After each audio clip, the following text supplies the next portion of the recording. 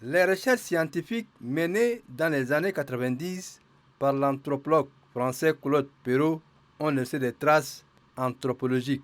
Il s'agit de l'anthropologie en images et en photographie sur la civilisation et la culture de la population riveraine du lac Iro dans la province du Moyen-Chari. Le travail de Claude Perrault au Tchad, précisément dans le lac Iro, est valorisé par l'anthropologue et sociologue française Rabia Bekar.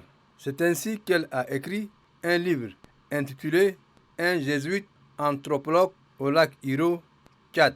Ce livre a été présenté à la presse tchadienne par l'ambassadeur de France au Tchad, Bertrand Kocheri. Cet ouvrage relate le vécu de l'anthropologue Claude Perrault au Tchad et l'histoire du peuple riverain du lac Iro dans la province du Moyen-Chari.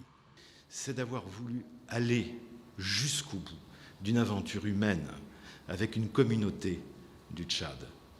Pour cela, il fait partie de ce que j'appellerais les grands Français d'Afrique et les grands Africains au cœur de la France. De son côté, l'auteur de cet ouvrage, l'anthropologue et sociologue Rabia Bekar, a mis l'accent sur le travail réalisé par l'anthropologue Claude Perrault de son vivant. Je peux dire que c'est le seul, à son époque, jusque peut-être dans les années 90-95, c'est le seul chercheur, le seul anthropologue qui a pu faire un travail aussi approfondi sur le lac Iro et sur Boum Kabir en particulier.